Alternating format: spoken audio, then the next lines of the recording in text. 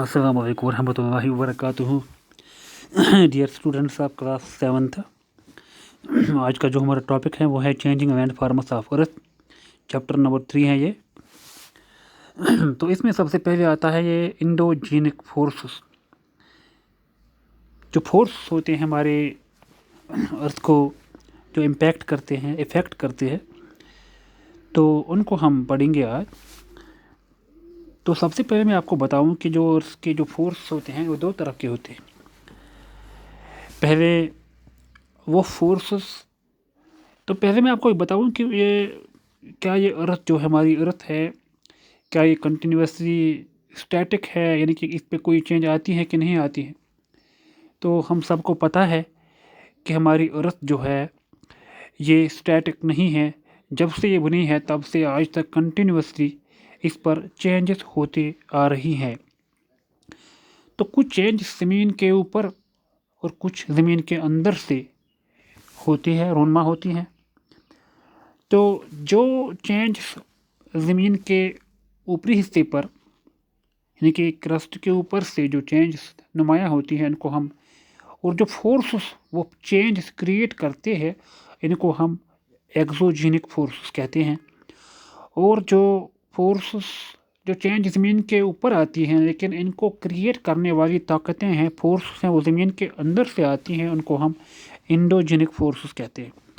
तो जैसा कि आपके सामने स्क्रीन पर हुआ है, लिखा हुआ है, यहाँ पर देख रहे हैं आप, इंडोजेनिक फोर्सेस। ये मैंने आपको पहले ही बता दिया। अर्थ मूवमेंट जो है, इनके दो तरह के फोर्सेस हैं, एक है इंडोजेनिक और दूसरा है एक्सोजेनिक। तो पहले हम इंडोजेनिक फोर्स की तरफ आते हैं। ये इंडोजेनिक फोर्स जो होते हैं, मैंने आपको पहले ही बता दिया कि ये वो फोर्सेस हैं, वो ताकतें हैं जो ज़मीन के अंदर से रोनमा होती हैं और ज़मीन के ऊपरी हिस्सों पर उसका असर जो है देखने को मिलता है। तो इसमें पहले हम दो फोर्स को पढ़ते हैं। एक है सडन और दूसरा है डायस्ट्रॉपिक फोर्स। तो सडन फोर्स की जहाँ तक बात करें हम, ये ऐसे फोर्स हैं जो अचानक आती है।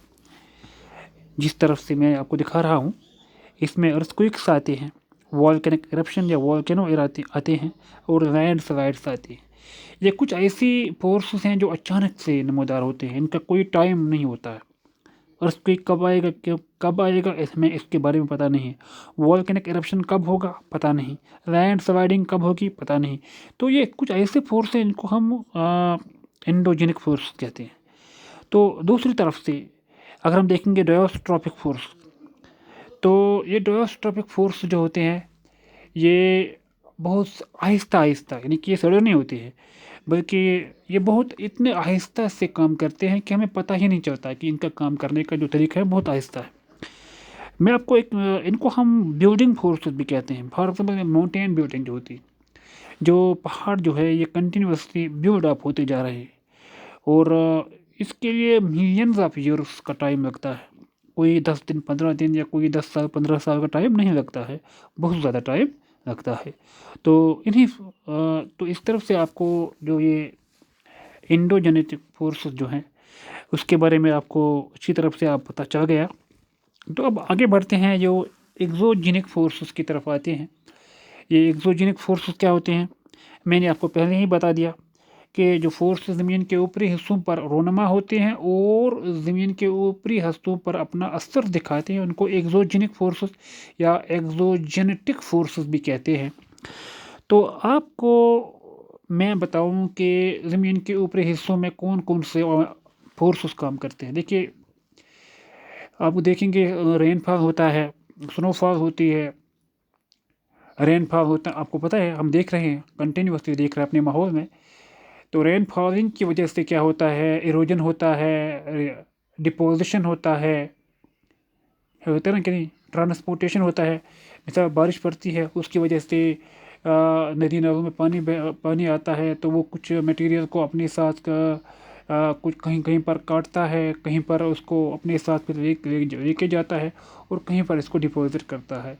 तो इसमें 3 प्रोसेस आ गई, पहले इरोजन, उसके बाद ट्रांसपोर्टेशन और डिपोजिशन को। इसका मतलब यह है वाटर एक काम करता है, कहीं पर इरोजन करता है, कहीं पर ट्रांसपोर्टेशन करता है और कहीं पर डिपोजिशन करता है।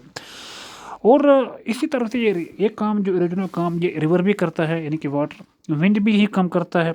और सी वेव्स जो समंदरों की लहरें उठती है कंटिन्यूसली, आप देखते हैं टाइड्स भी आते हैं, टाइड्स भी आती है। आपको पता है टाइड्स जो मून और सन की जो ग्रेविटेशनल पुल की वजह से समंदरों का पानी एक ख़ास टाइम पे समंदरों के जो समंदरों के जो किनारों पर आता है, इसको हम टाइड्स कहते हैं।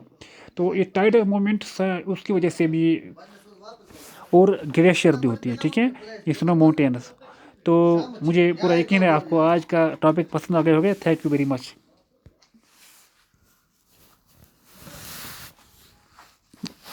जान जान गए